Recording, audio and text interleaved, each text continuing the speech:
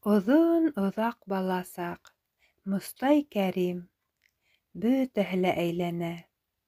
Мин теремен икән әле, зәп-зәңгәр булып туңып, ҡатып ҡалған күкте күрәм.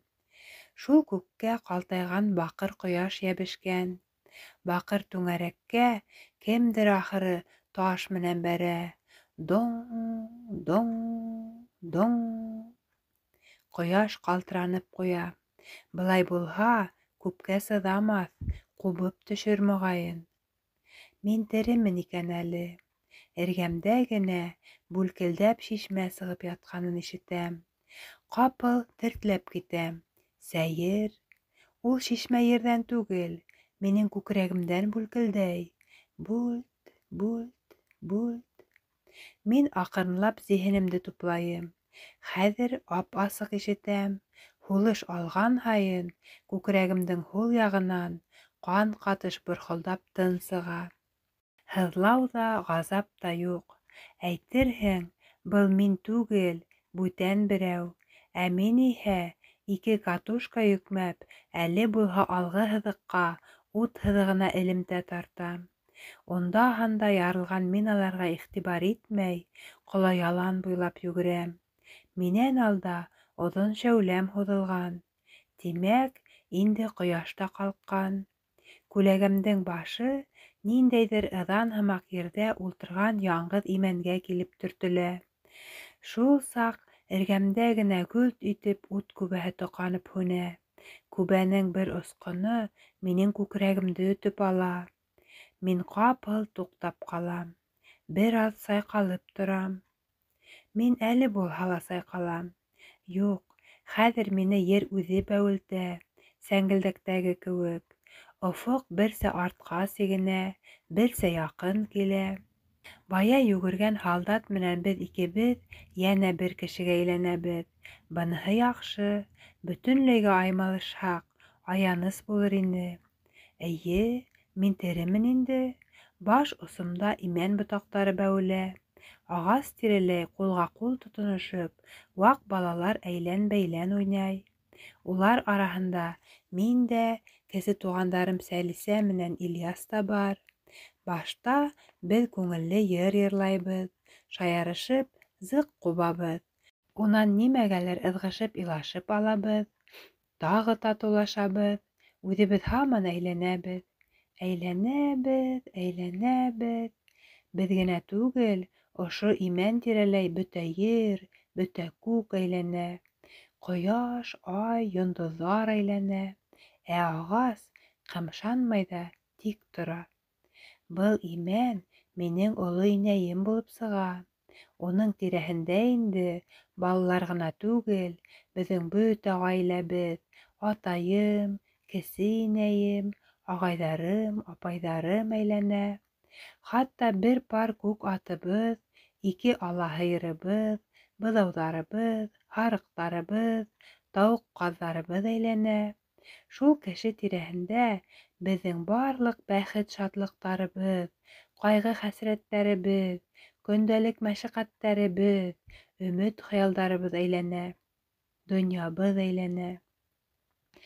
Минең оло инәйем ошо әйләнеп торған донъяның үҙәге ул. Шуға күрә тыныс һәм хәүефһеҙ баҫып тора. Уның өсөн әйтерһең, һәләкәт тә, ғазап та юҡ. Йөҙөндә шәфҡәтле йылмайыу. Имән япраҡтарында иртәнге нурҙар һикерешеп уйнай. Әллә нурҙар, әллә япраҡтар үҙҙәре талғын ғына ҡыштырҙай. Ерҙә һуғыш та, үлем дә юҡ. Тик ҡояшҡа һаман да нимә менәндер һуғалар. Гүп, гүп, гүп. Ҡанаттарына ҡара тәре тамғалары һуғылған, шөкәтһеҙ ҡоштар ҡайҙандыр килеп сыға ла, һауала әйләнә башлай. Улар тирәһендә гөп тә гөп зенит туптары ярыла. Мин салҡан ятҡан килеш бөтәһен дә күреп торам. Бына әлеге ҡоштарҙың ҡорһаҡтарынан ҡара себейҙәр һикерешеп сыға башланы. Улар ажғырышып ергә, минең өҫтөмә ынтылалар. Әйтерһең дә, һәр бомба миңә генә, бары тик миңә генә тәғәйенләнгән. Һанап ятам. 1, 2, 5, 10... Бер кешегә күбрәк түгелме? Бына ер тетрәтеп, шартлауҙар башланыр.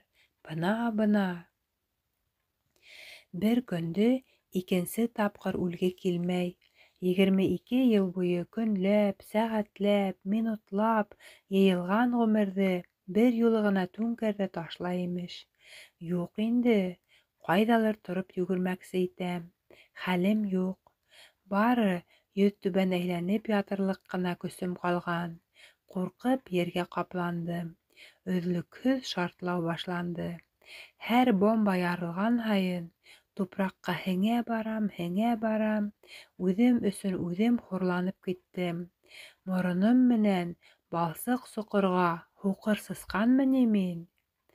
Яу эсендә кеше араһында ҡурҡаҡтарҙан иҫәпләнмәй инең бит. Йөрәкле егетмен тиһәң, һин япа-яңғыҙ саҡта ла батыр бул. Бына хәҙер әҙәм күрмәгәндә. Хәйер, күрергә тейеш кеше һине барыбер күрә ул. Әйтәйек, иң яратҡан кешең. Уның өсөн ара ла, ваҡыт та юҡ. Әжәлеңде сәбәләнмәй генә көтә белеү үҙе ирлек түгелме? Сәбәләнмә. Мин яңынан салҡан әйҙәндем. Әйҙә, күҙемә ҡарап килһен үлем. Юҡ, килмәне был юлы. Минең 22 йәшлек ғүмеремә тимер ярсыҡ менән билдә һуғып, ҡайҙалыр башҡа тарафҡа китеп барҙы. Яланда шартлауҙар һүнде.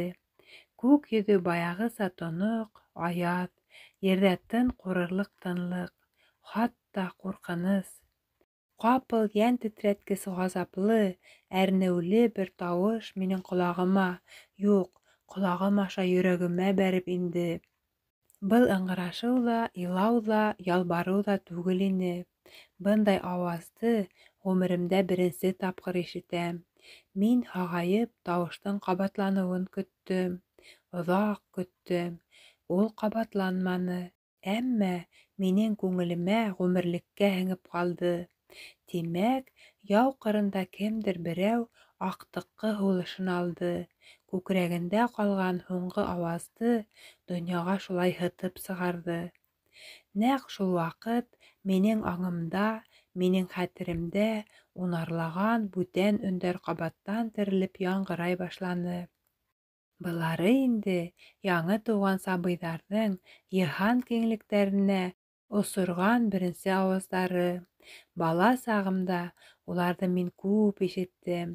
Хәҙер бына ошо фажиғәле, ошо саф иртәлә кешенең беренсе һәм һуңғы ауазы минең рухымда бергә килеп ҡушылды.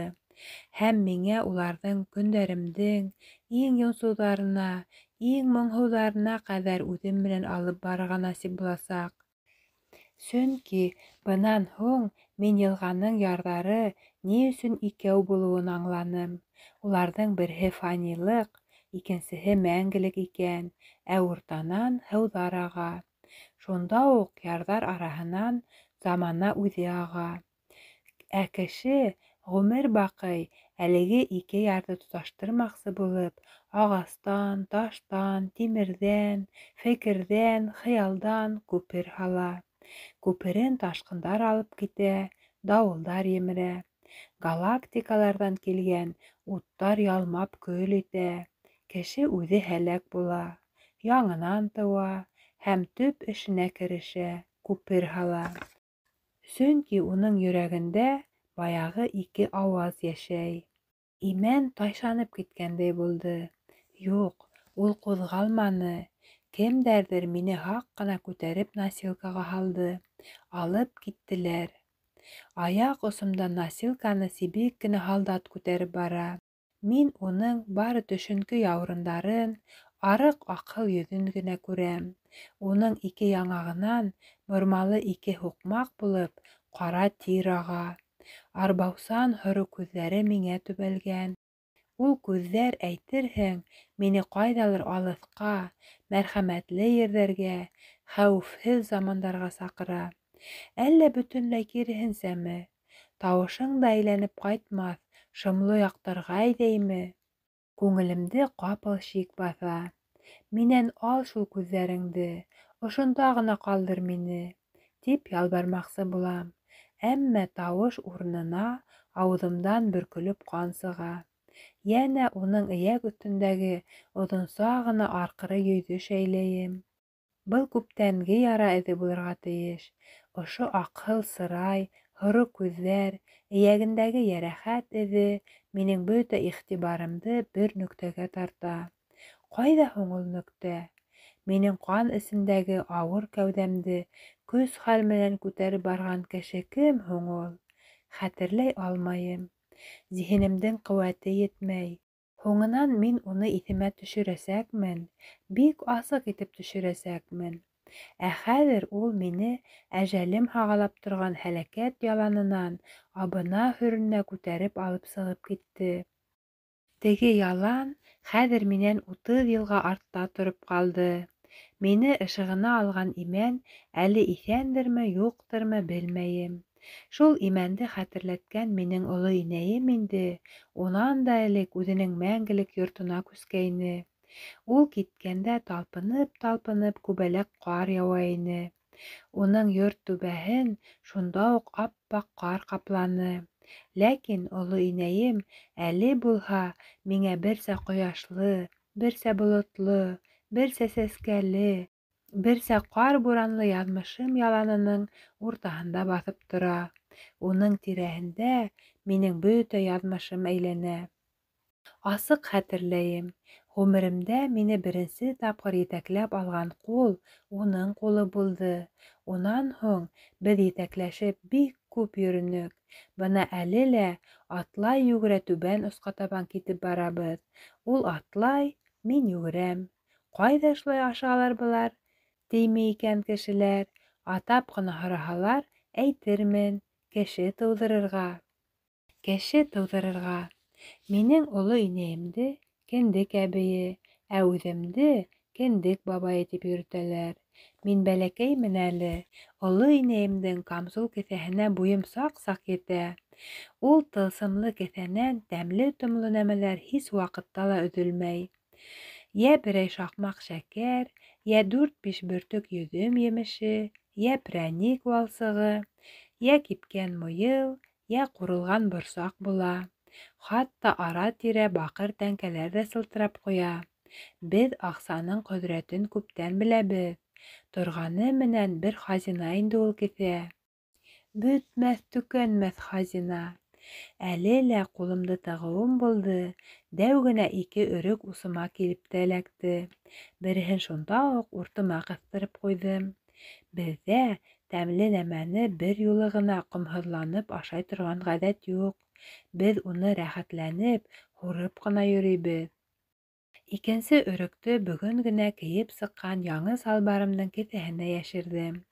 Уныһын ҡайтҡас, һеңлем менән ҡустыма бүлеп бирермен. Бәлки, ошонан башлап минең салбарымдың да кеҫәһе тылсымлыға әйләнер. Йомарт ҡулға мал керер, ти оло инәйем. Беҙ түбән ос ҡара йомағолдарға китеп барабыҙ. Уның бисәһе бәпескә сирләгән. Беҙгә тип ни инде. Оло инәйемә йөҙө көл кеүек ағарған ҡара йомағол үҙе килеп хәбәр итте. Итте лә, яуап-фәлән көтөп тормайынса кире сығып йүгерҙе. Был инде ҡунаҡҡа саҡырыу ғәмәле түгел. Ҡунаҡҡа саҡырыусы башта яйлап түргә уҙа, урындыҡҡа ултыра. Ашыҡмай ғына доға ҡылалар, йорт-ерҙең, мал-тыуарҙың именлеген һорашалар. Хатта ул күрше булһын, барыбер һорашалар. Шулай тейеш. Мин бының буш йола түгеллеген бары үҫкәс аңланым. Эйе, ҡунаҡҡа саҡырыусы һинең донъяң имен, кәйефең урынында икәнен үҙ ҡолағы менән ишетергә, үҙ күҙе менән күрергә тейеш. Сөнки күңеле китек әҙәмдә ҡунаҡҡа йөрөү ҡайғыһы булмау ихтимал. Шуны ла әйтергә кәрәк, беҙҙең ауыл кешеләре тыуған-тыумасанан тыш дәрәжәгә, абруйға, мөлкәткә ҡара-быра ҡаралаша. Һәр кемдең үҙ ҡоро бар, һәр ҡорҙоң үҙ йыры бар. Байҙар бал эсә, урта хәлдәр һыра эсә. Беҙҙең кеүек ярлылары мәкегә ятып һыу эсә. Минең атайым һыра эсеүселәр ҡоронда. Быныһын яҡшы беләм. Әле яңы ғына өй-ҡура йүнәтеп, мәке тиреһенән уҙмаған Ҡара Йомағол, әлбиттә, беҙҙең һалҡын һыуыбыҙҙы ла уртлағаны юҡ. Ә минең атайым бал эсеүсе ҡайһы бер йорттарҙың тупһаһын аша атламаған. Йә саҡырмағандарҙыр, йә саҡырып та бармағандыр. Моғайын, үҙ ҡороноң түр башында ултырырға күнеккән ғорур зат өлкәнерәк дәрәжәле сит ҡорҙоң ишек төбөнә төшөргә теләмәгәндер. Был хаҡта мин хәҙер, үҙем балалар атаһы булғас, шулай уйлайым. Оло инәйем менән беҙгә урыҫ ҡапҡалы, ҡалай түбәле, бейек болдорло өйҙәрҙең дә, ергә һеңеп бөткән балсыҡ аласыҡтарҙың да ишектәре шар асыҡ. Бәғзеләре беләм асмаҫтар ҙа ине. Астырыусылары бар, һәр өйҙә тиерлек, яҙына, көҙөнә, иртәһенә, кисенә, яуынына, аяҙына ҡарамай, үҙ ваҡыты еткәс, кеше тыуа.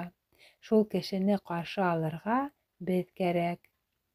Шул баланы гел үҙеңә эйәртеп йөрөмәһәң булмаймы, көндәшем? Тине бая кесе инәйем.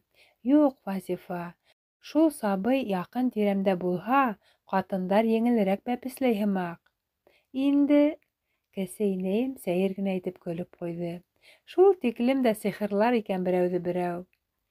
Ирем киҫәге, итем киҫәге, бар сихыры шунда. Ошоларҙы әйткәс, оло инәйем көрһөнөп ҡуйғандай итте. Бәлки, көрһөнмәгәндер ҙә. Нимә ул? Ирем киҫәге, итем киҫәге. Бының төп мәғәнәһен мин күп йылдар үткәс, талпынып күбәләк ҡар яуырға барып бер генә көн ҡалғас төшөнәсәкмен. Ихтыярыңда, тине кесе инәйем, ғәйепле кеше һымаҡ башын эйҙе. Ни ҡылһаң да һин хаҡлы. Һәр ҡайһыбыҙҙың үҙ хәҡиҡәте, үҙ иманы, Вазифа. Беҙ икебеҙ бер дөрөҫлөк менән йәшәй алмайбыҙ. Хаҡлы булһам да, мин үҙем өсөн генә хаҡлымын. Инәйемдәр һөйләгән был һүҙҙәрҙең һәр береһен айырым-айырым аңлайым. Ә бөтәһе бергә ҡушылғас, уларҙың мәғәнәһе минең башыма һыймай. Төрлө яҡҡа сәселә лә, һауала иреп юғала. Шулай ҙа күңелемдә һағыш-ҡатыш билдәһеҙ шом тороп ҡала. Йөрәгемде килке-килке уртаға бүлгән ул шом бик оҙаҡ йылдар буйынса мине ташлап китмәйәсәк. Сөнки шул ике ҡатын һыны бөтә юлдарым буйлап мине оҙата барасаҡ. Ике мөхәббәттең шәүләһе булып, гел генә ике һағыш эйәрәсәк миңә. Эйе, мин бер юлы ике әсәнең мөхәббәтен татыным һәм үҙемдең бер мөхәббәтемде уларҙың икеһенә тигеҙ бүлергә тырыштым. Үҙемде үҙем уртаға айырҙым. Тора-бара мин бының рәхәтен генә түгел, үҙемә аңлашып та етмәгән эске ғазаптарын да кисерәсәкмен. Әммә ғазаптары татлы буласаҡ.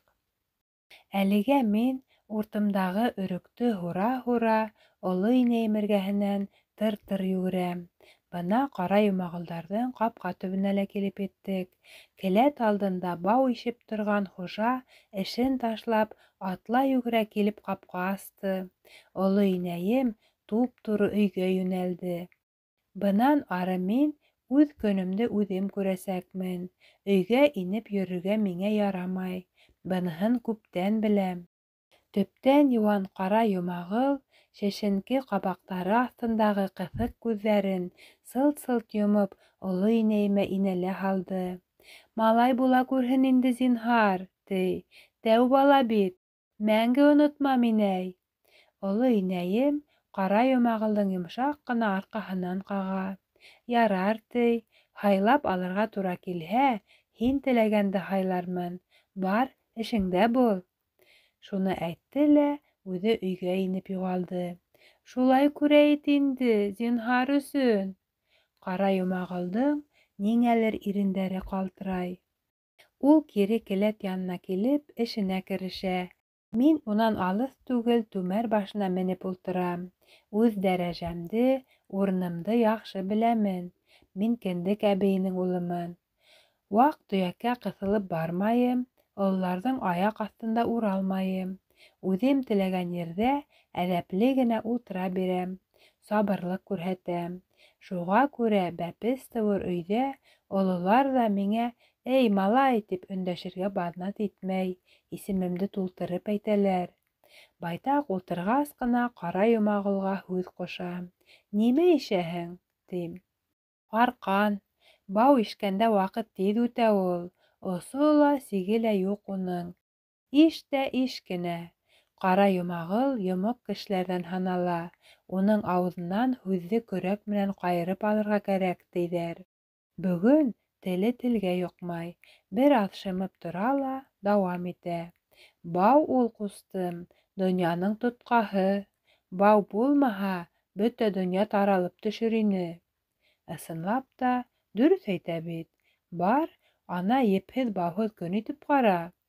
Был һүҙҙәре менән шаҡ ҡатырғас, Ҡара Йомағол тынып ҡалды. Ишә лә ул, йорт яғына ҡолаҡ һалып һағайып тора. Тағы ишә. «Арҡаныңды ҡасан ишеп бөтөрәһең инде?» тим, эсем боша башлағас. «Ишәмәле, малай тыуғансы». «Оһо, әгәр ул тиҙ генә тыумаһа?» «Тыуыр, ә йүкә миндә бер йөк, хет 5 көн иш». Өйҙән оло инәйем бер-ике тапҡыр сығып күренде. Бер йәш ҡатын 3 көйәнтә һыуға барып ҡайтты. Көн инде кискә ауышты. Теге өрөк әллә ҡасан ауыҙҙа иреп юҡ булды. Уның сәтләүеге абайламаҫтан ҡыҙыл һандыҡҡа төшөп китте. Эсемдә минең бер нәмә лә юҡ. Тик әлеге өрөк сәтләүе генә дөбөр-дөбөр тәгәрәп йөрөй. Бая һыу ташыған килен көтөү ҡайтыр алдынан ғына беҙҙе ашарға саҡырҙы. Ҡаты ҡотонан булһа ла тамаҡ ялғап алғас, күңел күтәрелеп китте. Ҡара Йомағол йәнә эшенә тотондо. Ә мин шул уҡ түмәр башына менеп ҡунаҡлайым. Арҡаны уның хәҙер, һуҙһаң, моғайын, мәсет айына етер ине. Күп иште. Ә шул тиклем оҙон арҡанды һин нимә эшләтәһең? Хәбибулланың 17-һе тулғансы, ул ошо келәттә һаҡланасаҡ. 17-һе тулғас, уға тапшырасаҡмын. Ә 17-һе тулғас, ниңә уға арҡан кәрәк? Ниңә тейһеңме? Улайһа тыңла. Ҡара Йомағолдоң ҡыҫыҡ күҙҙәре ҡапыл ҙурайып китте лә, ниндәйҙер тылсымлы нур сәсә башланы. Нур тәүҙә уның итләс йөҙөнә таралды, унан һуң ул ишеп торған арҡан буйлап йүгерҙе. Әйтерһең, анау бөгәрләнеп ятҡан нәмә хәҙер һарғылт ҡына бау түгел, ә ошо ямаҡ кешенең 2 күҙенән ағылып сыҡҡан нур таҫмаһы. Үрелеп тотмаҡсы итәм шул таҫманы, әммә мин ҡағылһам, тылсымы юғалыр тип шикләнәм. Улайһа тыңла, тип ҡабатлай Ҡара Йомағол. Уның тауышы ла элеккесә тамаҡ төбөнән сыйылдап түгел, күкрәгенән, тәрәндән гөрләп, урғылып сыға. Торғаны менән йыр йырлай тиерһең. Хәҙер миңә быға тиклем әҙәм күҙе күрмәгән, әҙәм ҡолағы ишетмәгән сер асыласаҡ. Мин сабыр ғына көтәм. Ә ул йорт яғына ҡолаҡ һалып, бер талай ҡатып ҡала. Ләкин тынлыҡтан башҡа нимә ишетелмәй. Хәбибулла әлегә билдә бирмәй. Ана, күрәһеңме офоҡто? Ҡара Йомағол эйәге менән алыҫҡа күрһәтә. Шуның аръяғында Урал тигән бейек тау бар. Тау түбәһендә әҙәм үтмәҫлек ҡара урман. Урман эсендә түп-түңәрәк аҡлан. Түп-түңәрәк аҡлан эсендә түп-түңәрәк күл булыр. Күлдең арҡырыһы буйы 70 ҡолас, ә төбөндә төп юҡ имеш. Ул күлдә балыҡ та, бүтән төрлө йәнлек януар ҙа юҡ имеш. Унда бары алтын яллы, көмөш тояҡлы, ел дә елер, ҡош та осор, теләгән ереңә еткерер, уйлаған уйыңды башҡарыр, үткәнеңде ҡайтарыр, көткәнеңде килтерер, әҙәм менән әҙәмсә һөйләшер, Хоҙай менән Хоҙайса серләшер, бер аҡбуҙат йәшәй ти. Йылдың иң ҡыҫҡа төнөндә, сәтләүек сәскә атҡан сәғәттә, Йүкәнән бал тама башлар мәлдә, үлән ҡыяҡтары шәрбәттән тулышҡан саҡта, күлдең өҫтөн уртаға ярып, алтын ялын сайҡай-сайҡай Аҡбуҙат килеп сығыр, ти. Таң һыҙылғансы һис нәмәнән өркмәй, ҡурҡмай, аҡланда үлән утлап йөрөр, ти. Шул арала кем дә кем уның муйынына 70 ҡолас оҙонлоҡтағы ҡороҡ һалып өлгөрә, ат шуныҡы булыр, ти. Көндөҙ йондоҙ күрерлек, төнөн януар ауларлыҡ, эсендә ут янһа ла уфтанмаҫ, өҫтөнә тау ауһа ла һыҡтамаҫ. Ир-егет кенә ҡороҡлай алыр, ти, ул затты. Ай үҫәһен көн үҫер, уланым. Йыл үҫәһен ай үҫер, йәше 17-гә етер, иңенә 70 ҡоласлы ошо арҡанды һалыр ҙа сығып китер ырыҫ толпарын ауларға. Моратына ирешер, иншалла. Бына нимәгә кәрәк буласаҡ был арҡан. Мин эсемдән көнләшеп ҡуям. Хәбибулланың эштәр көйлө. Үҙе әле тыумағанда, уны инде ҡара урман эсендәге түңәрәк күл буйында керт-керт үлән утлап йөрөгән Аҡбуҙат көтә. Атты ҡороҡларға арҡан да әҙер. Була бит ҡотло кешеләр. Ысынлап та, әле батып барған ҡояш яҡтыһында ялтырап ятҡан алтын һарғылт бау нәҡ 17 йылдан һуң аҡ толпарҙың муйынына ураласаҡ. Тыуасаҡ Хәбибулла ла минең күҙ алдыма алтын сәсле, көмөш тырнаҡлы, ғәләмәт ҙур бәһлеүән булып килеп баҫа. Бына кемде көтәбеҙ беҙ. Әңгәмәһен һөйләп бөткәс, Ҡара Йомағол нишләптер күңелһеҙләнеп ҡалғандай итте. Өй яғына уҡталып ҡараны ла кире туҡтаны. Тағы ишергә кереште. Ергә шыйыҡ зәңгәр эңер төшә башланы. Тып-тын зәңгәрлек. Әйтерһең, һыу өҫтө шулай тынып ҡалған. Мин уйым менән яңынан теге күл янына китеп олаҡтым.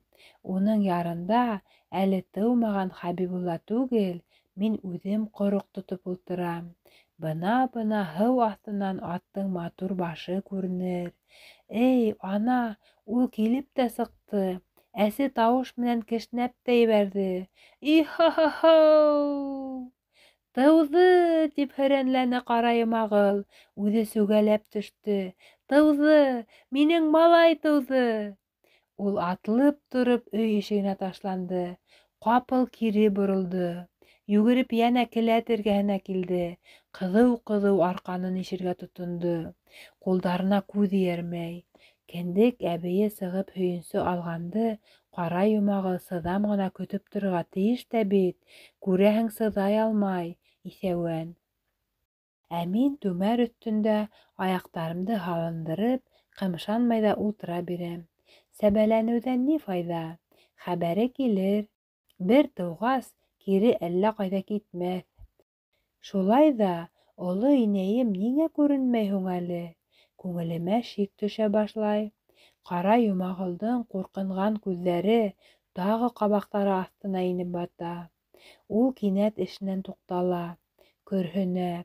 Хәҙер инде матур аҡлан да, аҡлан уртаһындағы күл дә, күлдән сығып килгән Аҡбуҙат та ҡайҙалыр монар эсенә сумып ҡала. Ерҙә уралып ятҡан нур таҫмаһы ҡабаттан ябай йүкә арҡанға әйләнә. Инде мин өй яғына ҡарарға ла ҡурҡам. Бына ишек асылыр ҙа, унан Ҡара Йомағол өсөн ҡот осҡос бәлә килеп сығыр һымаҡ. Хәйер, улай булмаҫ, унда минең оло инәйем бит. Был тауыш тиҙ генә тыныр өсөн яралмаған булып сыҡты. Байтаҡ замандар уҙғас, аяҙ иртәлә имән төбөндә ятҡанымда, берәүҙең донъя менән хушлашыу ауазынан һуң, нәҡ ошо сағыу тауыш минең аңымда яңынан терелеп, йәнемде тетрәтәсәк. Бына болдорға минең оло инәйем сығып баҫты. «Һөйөнсө Йомағол!» — тине ул, тораташ төҫлө, һелкенмәй ҙә. «Кем бар?» Тегеһе «ә» тигәнсе оло инәйемдең алдына килеп теҙләнде. «Ике улың». «Икәү? Бер юлымы? Ниңә икәү? Икенсеһе ни исемле?» Оло инәйем көлөп үк ебәрҙе. Иҫәр, берәүгә ҡарағанда икәү яҡшыраҡ та. Исеменә генә ҡалғас, уныһын табырһың инде. Эйе, яҡшыраҡ, икәү яҡшыраҡ. Исемен табырбыҙ. Аллаһу әкбәр. Терләнгән көйө ул доға ҡылды. Һөйөнсөһөнә инәй, һиңә 1 һарыҡ, юҡ, 2 һарыҡ. Аллаһу әкбәр. 2 ҡулы менән йәнә битен һыйпаны. Арыҡ аттың күгәне киң тейме? Шашма, 1 бәрәс бирһәң, хаттин ашҡан. Беҙҙең эштә был хәл, игеҙәктәрҙе әйтәм, бары 2-нсе тапҡыр ғына булды. Бүреһе олоно ҡара йомағолдоң. 1 бәрәс кенә әлбиттә аҙырағын аҙыраҡ та. Кендек әбейен уҙып, мин нимә әйтә алам? Оло инәйем, болдорҙан төшөп, ҡара йомағолдоң арҡаһынан ҡаҡты. Бәхет-тәүфиҡтәре менән килһендәр был донъяға, малайҙарыңдың игелеген күрергә яҙһын. Ә ҡатының торғаны менән инә арыҫлан. Бисәләрҙең кеме кем икәнлеге бала аҫрағанда һынала. Ҡәҙерен белеп кенә йәшә. Бәпес тыуғас, быларҙың эше бөттө инде. Хәҙер һөйөнсө бәрәсен етәкләрҙәр ҙә ҡайтып китерҙәр тип уйлайһығыҙмы? Юҡ шул. Беҙҙең ҡәҙер тормоштоң рәхәте бәпес тыуғас башлана. Ул рәхәтлек аҙна буйына бара, хатта ашып та китә. Бына нисек була ул. Бәпес тыуған йортҡа уның мөлкәтлеме, мөлкәтһеҙме булыуына ҡарамаҫтан, 2-нсе көндө үк һый ағыла башлай. Күрше-күлән, тыуған-тыумаса, дуҫ-иш, таныш-белеш ҡатындар, тиңдәштәр, әхирәттәр, ҡоҙағый-ҡоҙасалар бала әсәһенә күстәнәс ташый. Берәүҙәр ҡыҙыу таубала ҡоймаҡ, 2-нселәр бәлеш, 3-нселәр ҡыҫтыбый, 4-нселәр тултырылған тауыҡ, 5-нселәр ҡатлама, 6-нсылар бауырһаҡ, 7-нселәр тағы әллә нәмәләр килтерә. Һәр кем хәленән килгәненсә лә артығын да тырыштыра. Үҙендә булмағанды күршенән үтескә алып тора. Бына ниндәй һыйҙар менән хөрмәтләйҙәр яңы тыуған баланы. Иртәнән кискә тиклем түрҙән самауыр төшмәй. Түр башында мамыҡ мендәр өҫтөндә кендек әбейе ултыра. Уның эргәһендә кем тиһегеҙме? Мин. 1 аҙна буйына шулай ултырабыҙ. Хатта ашып та китә. Был күркәм тормошто тик бер нәмә генә боҙа. Ул да булһа бәпес мунсаһы. Бала тыуғас, көн һайын мунса яғалар. Оло инәйем Хоҙайҙың биргән һәр көнөндә башҡалар инеп сыҡҡас, мине алып барып мунса саба. Үҫерһең ти. Ҡыйын булһа ла түҙергә тура килә. Бер ҡыйындың 1000 рәхәте бар. Мунсанан ҡайтҡас, беҙ йәнә түр башына менеп ҡунаҡлайбыҙ. Тирләп, бешеп, баллап-майлап, сәй эсәбеҙ. Иртәгә мин ҡара йомағолдоң түр башында буласаҡмын. Ә бөгөнгә миңә бары 1 туҫтаҡ йылы һөт менән 1 һыныҡ икмәк кенә бирҙеләр. Унан һуң келәт иҙәненә йоҡларға һалдылар. 1 ҡышҡа ҡуян тиреһе лә сыҙаған тиҙәр. 1 төнгә түҙербеҙ. Яңы көндә яңы тормош башланасаҡ. Һәм шулай булды ла. Уянғанда уҡ минең танауымды ярып-ярып ҡыҙҙырылған май еҫе бәреп инде. Тик бер аҙна уҙғас ҡына ҡара йомағол һайлаған аҡ бәрәсте эйәртеп өйгә ҡайтып киттек. Оло инәйем мин муйынына еп тағып аҡ бәрәсте етәкләп алдым. Әлбиттә, гелән байрам, гелән туй ғына булып тормай. Тикәй көндәрҙә йыш килә. Сөнки әҙәм тыуыуҙа беҙ көтмәгән тотҡарлыҡтар килеп сыға. Шул саҡта мин тиҫтерҙәрем менән туйғансы уйнап ҡалам.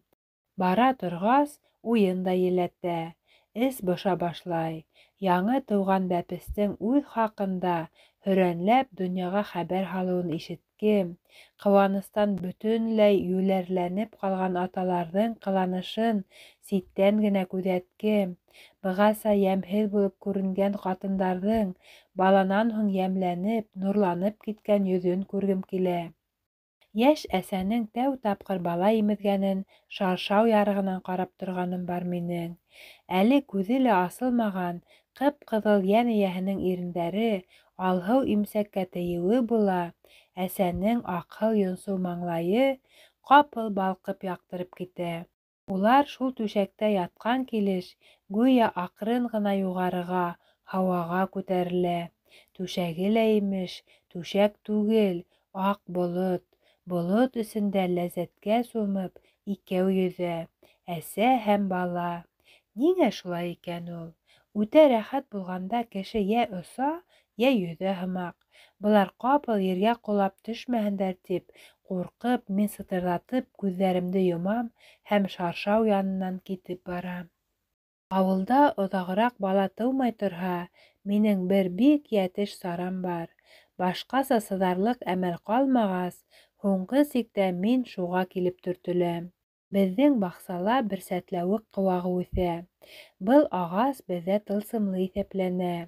Әгәр 7 төн уртаһында уның сәскә атҡан сағына тап булһаң, әгәр бер сәскәне өҙөп өлгөрә алһаң, әгәр ус төбөңдө үткер бәке менән ярып, шул сәскәне тирең аҫтына ҡыҫтырһаң, һине һис ниндәй әҙәм заты күрмәйәсәк. Бер рухҡа әйләнәһең дә ҡуяһың. Теләһәң ҡайҙа бар, теләһәң нимә эшлә. Һине һис кем тыя алмаясаҡ. Һуңыраҡ беләккә көс, йөрәккә тәүәккәллек инә башлағас, атайымдың һаҡал-мыйыҡ ҡыра торған иң үткер бәкеһен тотоп, күпме йәй төндәрҙе мин шул сәтләүек төбөндә үткәрмәнем. Күҙгә күренмәй торған затҡа әйләнгәс, мин нимә эшләйәсәгемде яҡшы белә инем. Ер шарындағы бөтә буржуйҙарҙы берәм-берәм ҡырып бөтөрәм дә иҙелгән ҡолдарҙы азат итәм. Сәтләүек, әлбиттә, миңә күренеп сәскә атманы. Әммә мин артабанда ҡара сәстәремде йылдар һоро көлгә әйләндереп бөткән заманда ла сәтләүектең сәскә атасағына ышандым, ышанасаҡмын. Шуға ышанмаһам, йәшәүемдең ҡыҙығы ҡалмаған булыр ине. Хәҙер минең төндәр буйы баҡсала яңғыҙ ултырырлыҡ ҡыйыулығым да, бөтә буржуйҙарҙы ҡыйратып барлыҡ ҡолдарҙы азат итерлек дарманым да юҡ. Теләгәнемде ялбарып һорарлыҡ телем генә бар.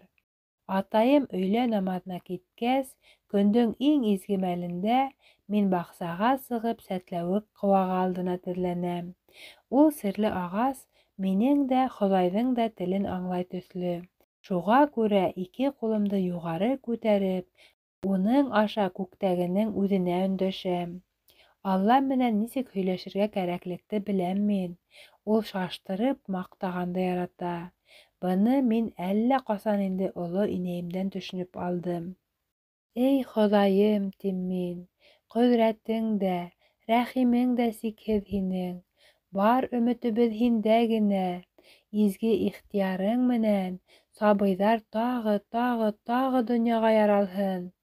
Һиңә иман килтерер гонаһһыҙ йәндәр тыуһын. Теләктәремде ҡабул ит, ишетәһеңме мине, Тәңре? Сәтләүек япраҡтары берҙәм ҡыштырлап ҡоя. Быныһы инде минең үтәнесем эйәһенә барып юлыҡты һәм ҡабул ҡылынды тигән һүҙ. Хоҙай вәғәҙәһендә тора. Бер-ике көн үтмәй, ауылдың ҡайһы осонда йә берәй малай, йә берәй ҡыҙ тыуа. Әлбиттә, мин әрһеҙләнеп Алланы артыҡ йыш борсорға яратмайым. Бая әйткәнемсә, ул минең һуңғы сарам. Донъя шулай ипле генә бара. Тамаҡ һыйға тейенеп тора. Оло инәйемдең камзул кеҫәһенә генә түгел, минең салбар кеҫәмә лә ҡот керҙе. Ҡустым менән һеңлемә унан өлөш сығып ҡына тора. Дуҫым Әсғәт тә осрағанда буш ҡалмай. Шулай ҙа көйлө донъяның ара-тирә көйөк ителеп ҡуя. Бөтәһе лә шул малайҙар арҡаһында. Минең һурпа өҫтөндәге өрө кеүек йәшәүемдән көнләшеп, улар мине үсекләй, хатта ҡыйырһыта башланылар. Башта Кендек бабайы тип ирештерҙеләр. Быныһына артыҡ иҫем китмәне. Дөрөҫө шул булғас, ни ҡылаһың? Өйҙә ағайҙарым да миңә шаяртып Кендек бабайы тип өндәшәләр. Әйҙә, әйтә бирһендәр. Тик бынан ары булғаны минең намыҫыма ныҡ һуҡты. Баяғы яуыз малайҙар бер заман мине бөтөнләй мәсхәрә итеп, ҡоро кендеккә торғоҙоп ҡалдырҙылар. Урамға сығыр хәлем юҡ. Уң яҡтан да, һул яҡтан да тик бер генә һүҙ ишетәм: «Эй, кендек!» Ни хәл, кендек? Бәпес ҡоймағы тәмлеме, кендек? Кендегеңде күрһәт әле, кендек! Кендек, кендек, кендек! Хатта арабыҙҙа иң йыуаш, иң тыйнаҡлы иҫәпләгән, арҡыры баш Хәмитйән дә тел-теш күрһәтә башланы. Байтаҡ ара мин үҙ тиҫтерҙәремдән биҙеп торҙом. Улар ҙа минән һыуындылар. Тик бер әсҡәт кенә ташламаны. Хәҙер инде ауылда яңы кеше тыуыу ҙа миңә элекке кеүек ҡыуаныс килтермәй. Оло инәйемә лә һирәгерәк эйәрәм. Бараһы килмәгәндә, ул да нығытып ҡыҫтамай. Үҫә башлауың ошомо икән ней, тип бары битемдән генә һөйөп ҡуя. Ул башҡа бөтә кешеләрҙең арҡаһынан ҡаға. Бер мине генә битемдән һөйә. Уның йомшаҡ ҡулы битемә ҡағылғас, мин бөтөнләй бәләкәс булып ҡалам. Барлыҡ әрнеүҙәрем бер юлы юҡ була. Күңелемә тыныслыҡ ҡайта. Үҫеп буйға еткәс тә, тәүге мөхәббәт ғазаптарын татып, аҡылдан шашҡанда ла шулай буласаҡ. Йомшаҡ ҡына бармаҡтар яңағыма тейгәс тә, йөрәгемдәге әрнеүҙәрҙе алып ташлаясаҡ. Һәм мин ҡайтанан сабыйға әйләнәсәкмен. Ғүмер уҙған һайын, хағы ла, нахағы ла артта ҡала торҙо. Яҡшыһы ла, яманы ла онотола барҙы. Ә кендекте берәү ҙә онотманы. Ул миңә ғүмерлеккә тағылды. Күп кеше ауылда минең ысын исемде лә белмәй. Үҙем дә күнектем. Кемдер берәү миңә алыҫтан яҙып-яңылышып үҙ исемем менән өндәшһә, мин башта тирә-яғыма ҡаранып алам. Миңәме икән, тим. Шунан ғына яуап бирәм. Ә кендек тирә-яҡта берәү генә. Бәлки, үтә насар да түгелдер әле. Минең ҡушаматым миңә хатта оҡшай. Ә эйәләшкәнсе күпме яфа, күпме бәлә, күпме күҙ йәштәре килтерҙе ул миңә. Хисапһыҙ. Мин уға ҡаршы ҡанға батып көрәштем. Үҙемде аямай көрәштем. Тешем-тырнағым, йәнем-тәнем менән ҡарыштым. Мин ҡарышҡан һайын ул нығыраҡ йәбеште. Беренсе ҡанлы һуғыш бына шулай булды. Дауамы бар.